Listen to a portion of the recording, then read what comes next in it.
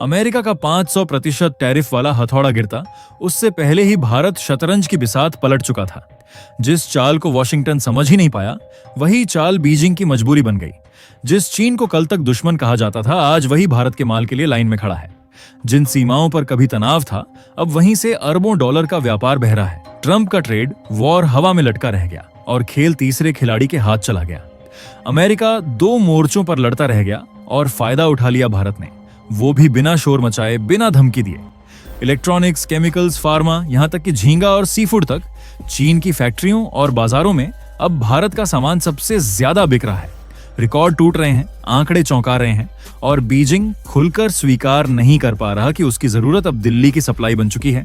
जनवरी 2026 की शुरुआत होते ही दुनिया के बाजारों में एक अजीब बेचैनी फैल गई। व्हाइट हाउस में डोनाल्ड ट्रंप की वापसी सिर्फ एक राजनीतिक घटना नहीं थी, ये पूरी ग्लोबल इकोनॉमी के लिए खतरे की घंटी थी। गद्दी संभालते ही ट्रंप ने ब्रिक्स देशों को सीधा अल्टीमेटम दे डाला, 100% से लेकर 500% तक का टैरिफ, और यहीं से डर शुरू हुआ। भारत के एक्सपोर्टर्स घबरा गए, शेयर बाजार डगमगाया। हर किसी के मन में एक ही सवाल, अगर अमेरिका ने दरवाजे बंद कर दिए तो भारत अपना माल बेचेगा कहां? क्या फैक्ट्रियों पर ताले लगेंगे? क्या बेरोजगारी बढ़ेगी? लेकिन कहानी यहां पलट गई।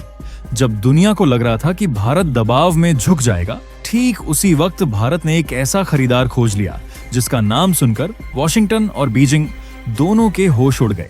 वो देश जिसे हम सालों से रणनीतिक दुश्मन मानते आए हैं, आज वही भारत की इकोनॉमी का सबसे बड़ा सहारा बन गया। तो सवाल ये है, अमेरिका के वार का जवाब चीन की जेब से कैसे दिया गया? क्या ट्रंप के टैरिफ अटैक की काट पहले ही तैयार कर ली गई थी? और क्या भारत ने चुपचाप एक नई ग्लोबल गेम की शुरुआत कर दी है?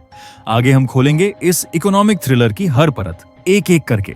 लेकिन उससे पहले अगर आप वीडियो देख ही रहे हो तो बस 1 सेकंड निकालकर लाइक बटन दबा दो और चैनल को सब्सक्राइब कर लो।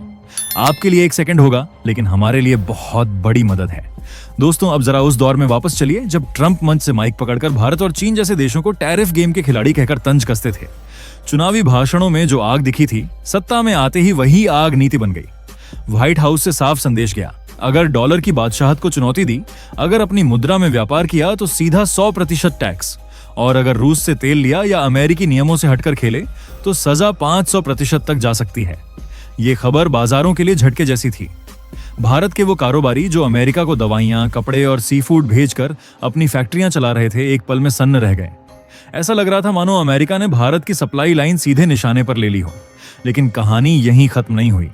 जब वॉशिंगटन अपनी ताकत का प्रदर्शन कर रहा था, उसी वक्त एशिया के दूसरे सिरे पर एक ऐसा खेल शुरू हो चुका था जिसकी भनक न पेंटागन को लगी, न खुफिया एजेंसियों को। जिस चीन को हम रोज रणनीतिक प्रतिद्वंदी कहते हैं, जिसके साथ सीमा पर तनातनी रहती है, उसी चीन ने अचानक भारतीय कारोबार के लिए अपने बाजार खोल दिए। कल तक जो चीनी कंपनियां मेड इन इंडिया पर सवाल उठाती थीं, आज वही कंपनियां भारतीय माल के लिए ऑर्डर पर ऑर्डर दे रही हैं। ये कोई सामान्य खरीद नहीं है, ये डर से पैदा हुई खरीद है, रिकॉर्ड तोड़, भारी मात्रा में। अमेरिका टैरिफ की दीवारें ऊंची करता रह गया और भारत ने बिना शोर किए चीन के बाजार में अपना रास्ता बना लिया। जहां एक दरवाजा बंद हुआ, वहीं दूसरा दरवाजा पहले से ज्यादा चौड़ा खुल गया। यही वो चाल है जिसने वैश्विक अर्थशास्त्रियों को सोचने पर मजबूर कर दिया कि भारत अब सिर्फ प्रतिक्रिया नहीं दे रहा, बल्कि खेल को अपनी शर्तों पर मोड़ रहा है। अब जरा रुकिए और सीट की पेटी कस लीजिए, क्योंकि जो आंकड़े अब सामने आने वाले हैं, अप्रैल से नवंबर 2025 तक का समय याद कीजिए। यही वो दौर था जब ट्रंप की टैरिफ धमकियां हर हफ्ते और जहरीली होती जा रही थीं। उसी बीच एक चुपचाप लेकिन बड़ा उलटफेर हुआ। इसी अवधि में भारत से चीन जाने वाला निर्यात सीधे 33% उछल गया। 30 नहीं, 5 नहीं, पूरा 33%। जब दुनिया की बड़ी अर्थव्यवस्थाएं स्लोडाउन और मंदी का रोना रो रही थीं, तब भारत ने अकेले चीन को 12.22 अरब डॉलर का माल बेच दिया। भारतीय मुद्रा में देखें तो ये रकम 1 लाख करोड़ रुपए से भी ऊपर बैठती है। पिछले 4 सालों में चीन के साथ व्यापार में इतनी तेज छलांग कभी नहीं देखी गई। अब जरा इस बैकग्राउंड को समझिए। अमेरिका ने भारतीय झींगा, मछली और समुद्री उत्पादों पर 50% तक का एंटी डंपिंग टैक्स ठोक दिया। नतीजा ये हुआ कि अमेरिकी बाजार में भारतीय एक्सपोर्ट अचानक सुस्त पड़ गया। तटवर्ती इलाकों में मछुआरे और किसान सीधे संकट में आ गए और ठीक यही कहानी ने करवट ली। जो माल अमेरिका ने यह कहकर लौटा दिया कि बहुत सस्ता है, उसी माल को चीन ने बिना सवाल पूछे खरीद लिया। यही वो पल था जहां खतरा मौके में बदल गया। भारत ने साफ संदेश दे दिया, अगर एक महाशक्ति दरवाजा बंद करेगी तो हम दूसरी महाशक्ति के बाजार में अपना झंडा गाड़ देंगे। ये 12.22 अरब डॉलर कोई साधारण ट्रेड नंबर नहीं है। यह अमेरिका को दिया गया एक ठंडा लेकिन ठोस जवाब है कि भारत अब किसी एक ग्राहक पर निर्भर नहीं है। लेकिन असली ट्विस्ट अब आता है। सवाल उठता है, चीन आखिर भारत से ले क्या रहा है? क्या गेहूं, चावल? नहीं, कहानी इससे कहीं ज्यादा चौंकाने वाली है। जिस चीन को दुनिया ग्लोबल फैक्ट्री कहती है, जो पूरी पृथ्वी को इलेक्ट्रॉनिक्स सप्लाई करता है, आज वही चीन भारत से इलेक्ट्रॉनिक पार्ट्स मंगवा रहा है। सबसे हैरान करने वाला आंकड़ा प्रिंटेड सर्किट बोर्ड्स यानी पीसीबी का है। कुछ साल पहले तक भारत से चीन जाने वाले पीसीबी की वैल्यू सिर्फ 2.3 करोड़ डॉलर थी। आज वही आंकड़ा 92 करोड़ डॉलर के पार निकल चुका है, मतलब कई गुना उछाल। ये वही सर्किट हैं जो मोबाइल फोन, लैपटॉप, इलेक्ट्रिक गाड़ियों और आधुनिक मशीनों की रीढ़ होते हैं। सीधा मतलब ये है, चीन की कई फैक्ट्रियां अब भारतीय कंपोनेंट्स के बिना पूरी तरह ऑपरेट नहीं कर पा रही हैं। इसके साथ साथ चीन ने भारत से तांबा, एल्यूमिनियम और मसालों की भारी खरीद की है।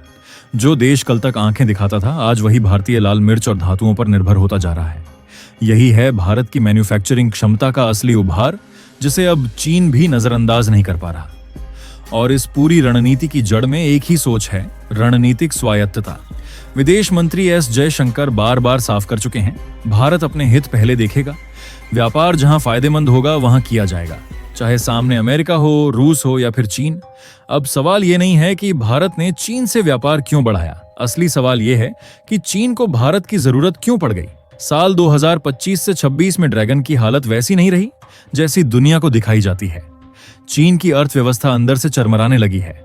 रियल एस्टेट सेक्टर बैठ चुका है, युवा बेरोजगारी रिकॉर्ड तोड़ रही है और ऊपर से अमेरिका की टेक्नोलॉजी और ट्रेड पाबंदियों ने चीन की फैक्ट्रियों की सांसें अटका दी हैं। जिस चीन को कभी दुनिया की फैक्ट्री कहा जाता था, आज वही चीन सप्लाई चेन के लिए हाथ फैलाने की स्थिति में आ चुका है। वियतनाम, ताइवान और फिलीपींस जैसे देश अब खुलकर अमेरिका के खेमे में खड़े हैं। ऐसे में चीन के पास विकल्प बचे ही कितने। रूस अकेला काफी नहीं, अफ्रीका भरोसेमंद नहीं और यूरोप तो पहले ही दूर हो चुका है।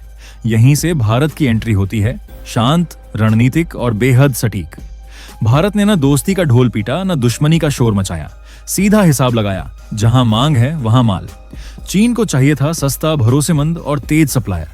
भारत के पास था कच्चा माल, इलेक्ट्रॉनिक पार्ट्स और मैन्युफैक्चरिंग कैपेसिटी। डील अपने आप बन गई।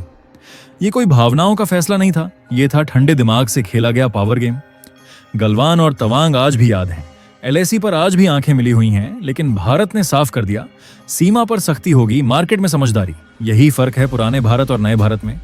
चीन बरसों से यही करता आया था, सीमा पर तनाव लेकिन व्यापार में मुनाफा। अब भारत ने उसी के हथियार से उसी को जवाब दे दिया। और उधर वॉशिंगटन, ट्रंप ने सोचा था कि टैरिफ की धमकी से भारत झुक जाएगा, लेकिन भारत झुका नहीं। भारत ने रास्ता बदल लिया। अब अमेरिका के सामने दुविधा है, अगर दबाव बढ़ाया तो भारत और तेजी से चीन रूस की तरफ जाएगा, और अगर नरमी दिखाई तो अमेरिका फर्स्ट की पूरी कहानी खोखली लगने लगेगी। यही है असली चेकमेट। 2026 सिर्फ कैलेंडर का साल नहीं है, ये भारत की रणनीतिक परिपक्वता का ऐलान है। एक हाथ से टेक्नोलॉजी लेना, दूसरे हाथ से मुनाफा कमाना और किसी एक खेमे का गुलाम न बनना।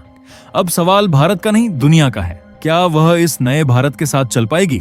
आप क्या सोचते हैं? चीन के साथ ये खेल सही है या जोखिम भरा?